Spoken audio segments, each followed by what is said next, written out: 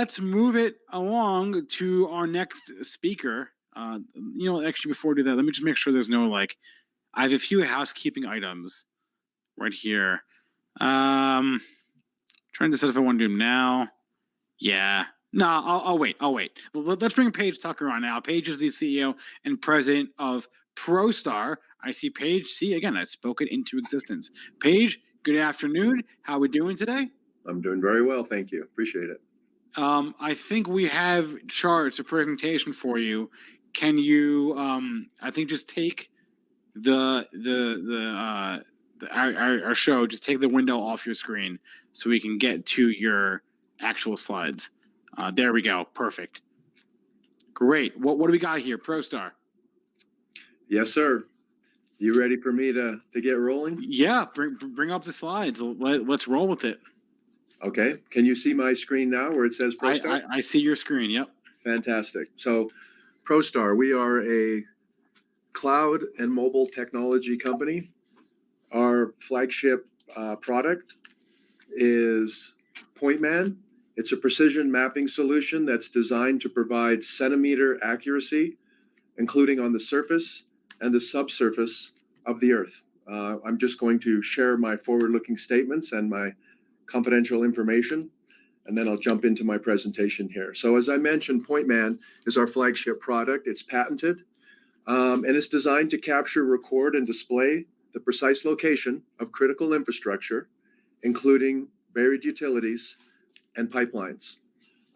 We already have an existing marquee client list that includes Fortune 500 companies, government agencies, and some of the largest subsurface utility engineering firms in North America. I also have a veteran management team with extensive experience in software and cloud and mobile technologies, as well as capital markets. I have over 25 years in developing innovative and disruptive technologies. My focus has always been on data management and also geographic information systems, which is a big fancy word for digital mapping. A couple of years ago, I brought in Vasa Dasan to be our Chief Operating Officer so I could scale this company globally. Vasa was 15 years at Sun Microsystems and served as their Chief Technology Officer. If you're not familiar with Sun Microsystems, they were the largest technology company in the world at one point in time. They were acquired by Oracle, and one of Vasa's greatest accolades is he actually moved Wall Street to the internet. Jonathan Riches is our CFO. He has extensive experience serving as CFO for companies that are listed on the TSX and the TSXV. And Carl Ashua, our Vice President, is the former Chief Information Officer for HSBC Canada, as well as all of Europe. Again, our focus is on critical infrastructure, including the life cycle of infrastructure, the utility companies that own it, the construction companies that build the infrastructure, and the firms that also maintain and manage critical infrastructure. Somewhat unprecedented for an early stage startup technology company to have as extensive IP portfolio as we have. We have over 20 patents that are issued covering North America, and specifically on the methods and processes for capturing, recording, and displaying the precise location of infrastructure, including buried utilities. There's 2.4 million miles of paved roads in the United States, and as we know, because of the current infrastructure bill, that infrastructure is becoming dilapidated and in serious need of repair and replacement. Of the $1 trillion that is basically part of this bill, about $500 billion is going to be earmarked specifically for critical infrastructure that includes roads, bridges, highways, railway system, but also our buried infrastructure, drinking water, sewage systems, and expanding our broadband. This is what it looks like if I uncovered any major road in any major metropolitan area. If I removed the pavement and did a lobotomy, you would see a spaghetti bowl of utilities and pipelines that have been haphazardly placed into the ground over the last 100 years. The majority of this infrastructure is not mapped. No one really knows where it is, and it might even surprise you today that a lot of infrastructure that's going into the ground, including fiber optic, is not being mapped. But the point is, if you think that our roads, bridges, highways, and railway systems are becoming dilapidated in need of repair and replacement, it pales in comparison to what's buried below the ground. And yet this is the drinking water that we drink that is served to us through this network. Also, the internet and the gas that heats our homes. So we need to pay special attention to this infrastructure as well. There's 35 million miles of buried utilities and pipelines in the United States, and 500,000 times a year, which equates to about every minute of every working day, those utility lines are hit, and there's often serious damage. That can include major flooding, maybe just nuisances that have to do with traffic delays.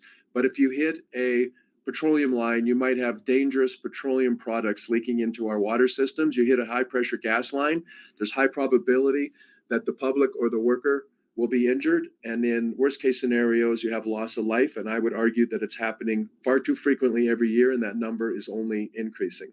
There's $10 billion spent every year trying to figure out where these utilities and pipelines are buried before any construction begins. And yet it's estimated that we still have over $30 billion of damages to our economy as a result of those lines being hit.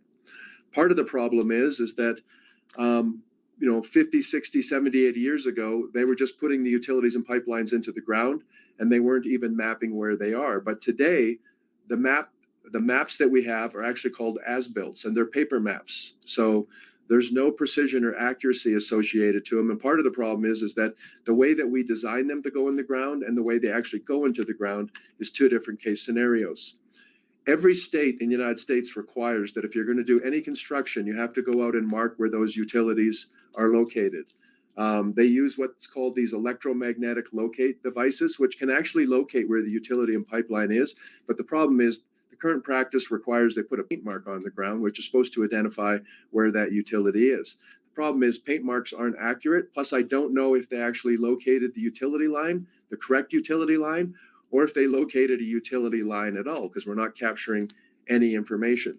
In fact, the construction companies and the engineering firms that take on all the liability, they don't trust this system or business practice anymore at all. In fact, what they do is they'll send out these big hydrovac trucks that will dig a hole in the ground where the utility has been marked by paint, and they'll suck all the dirt out through the giant vacuum system, and they'll do that until they can actually expose where that utility is and they can actually see it. Why? Because they're the ones that take on all the liability and risk. The problem with this practice is, number one, it damages the pavement and makes a mess. It's also a very onerous business practice and also very expensive. This is what it looks like if you uncover the utility lines. You can see in a very small confined area how many utilities can be stacked up beside each other and on top of each other. And this congestion is only getting worse every year because we're putting more and more utility lines into the ground. On top of it, here's the workflow process. They locate where the utilities are by paint or using the hydrovac truck. They send surveyors out then to survey in the paint marks or the hole in the ground.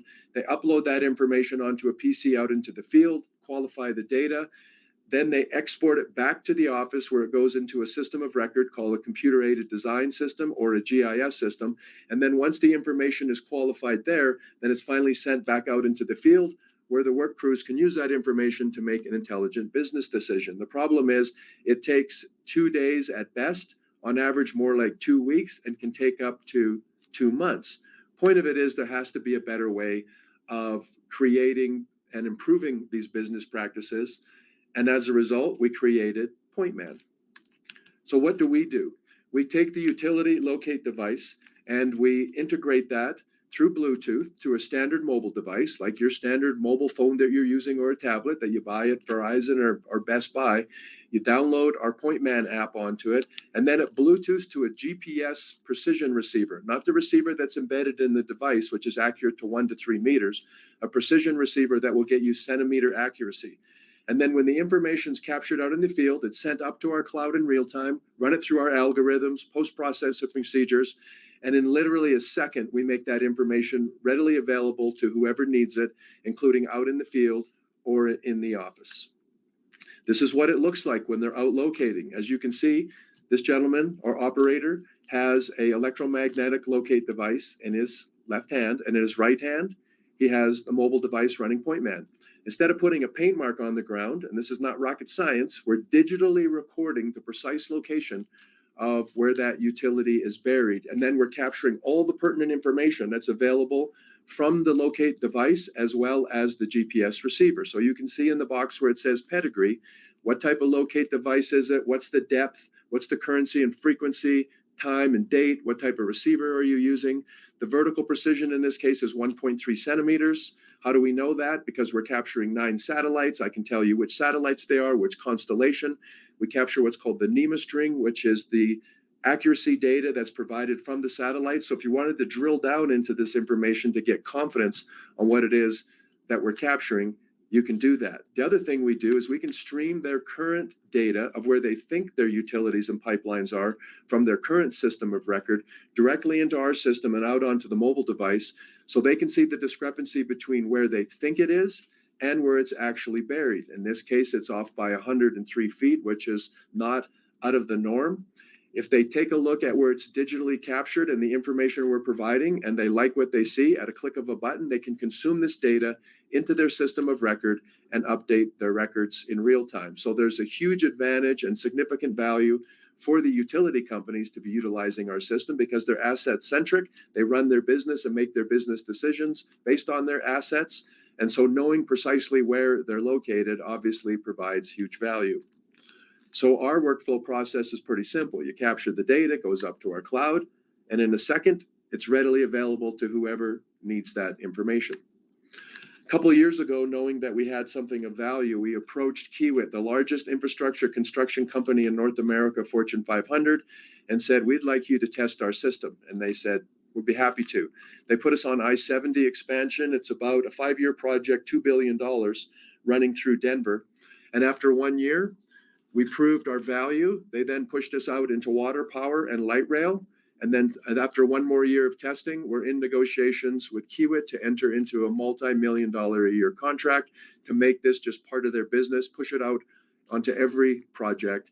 So we're working an enterprise deal with them right now. Because we were working on I-70, which is owned and maintained by Colorado Department of Transportation, we asked CDOT if they would like to test our solution, and they said, sure. Speed forward 2 years, on January 14th of this year, Colorado Department of Transportation mandated into law that every utility company, engineering company, construction company, and municipality has to use our software to identify where the utilities and pipelines are buried and provide that back to CDOT. As a result of that, they're forcing companies to use our solution, but once they use it and realize the value that we can provide and improve their own workflow business practices, they start to adopt it. And many of these companies have national and international presence. Example is KCI. They're one of the largest engineering surveying firms in the United States. They adopted our solution as well, which was a big milestone for us because most engineering and surveying firms did not believe we could get centimeter accuracy on a standard mobile device, do all the post-processing and calculations in a matter of a second, and make that information available to them. As a result, you can see we recently signed WSB, one of the largest engineering surveying firms in the United States, Kramer, another large infrastructure construction company with operations throughout the United States. And just last week, we brought on our first municipality, which I'm pretty excited about because there's over 30,000 municipalities in the United States with population under 10,000. The majority of them do not even have a system of record for managing their assets. They're doing it on paper systems. So I feel that's a huge opportunity for us to penetrate and recognize and realize a footprint in the municipal market. Also, what we've done just in the last couple of weeks, we're getting ready to complete our testing with T2, one of the largest engineering surveying firms in Canada, but with over 20 offices in 20 states in the United States. HDR, one of the largest engineering and design firms in the United States with over 10,000 employees in 12 countries with over 200 offices. And then recently we just signed Zayo. I'll put out a press release. That's our first utility. They're one of the largest fiber optic companies in North America. So the point being is we're starting finally to see that trajectory, that adoption in the market. And I think that will now increase because we have designed a disruptive technology and sometimes it takes a while to see adoption, get the major companies who are influencers to change the way they've been doing business for over 25 years. The way we market and sell our product is on 3 different platforms. Number 1, you can download it for free on the Apple Store and Google Play. It works anywhere in the world, lets people get acclimated and accustomed to it, but you're limited to the GPS that's embedded into the mobile phone, which, as I mentioned, is only accurate 1 to 3 meters. If you want to move up and get centimeter accuracy and integrate into a precision GPS receiver, we sell that for only $295. And again, that's per year, and it works anywhere in the world. What we're trying to do is slowly move them up to our cloud and mobile version, which is PointMan Pro, that we charge $2,495 per app. Because you can buy it per app, you can start out with 5 and work your way up to 5,000 if you want. So it's a nice way of getting them accustomed and used to using it, very low cost, and then we can expand throughout the enterprise. In July of last year, we partnered with Trimble. They're the largest geospatial technology company in the world, $20 billion market cap on NASDAQ, and they're the leader in the manufacturing of GPS equipment as well as surveying equipment. This provides us tremendous, credibility and visibility into the market. It's also a great channel for us because most of the large engineering surveying firms and construction companies around the world use Trimble equipment, and they allowed us the highest level of integration into their equipment than any other company in the world. In fact, most of the manufacturers of major GPS equipment, as well as the electromagnetic locate devices, partnered with us, send us their equipment so that we can seamlessly integrate into their equipment. Why do we do that? Because we significantly improve the performance of their equipment, and also our mobile app is very intuitive and user-friendly, so it's an offering that they can then provide to their clients. I'm getting into my last slides here. I'm projecting that we'll do a little over $2 million in business this year. We did about 1.5 million last year.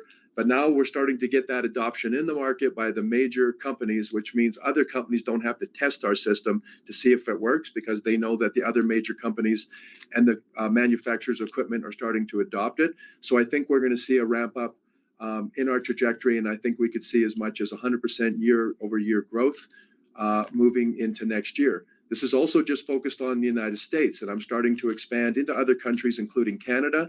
I'm running a major pilot right now with one of the largest data collection companies in Australia, as well as the UK. If I start to see adoption globally, then these numbers will be significantly higher. My cap chart, I have 91 million shares that are currently outstanding, 117 million when we're fully diluted. We just went public on January 11th of this year. We opened up at 40 cents. I think today we're only trading around 44 or 45 cents.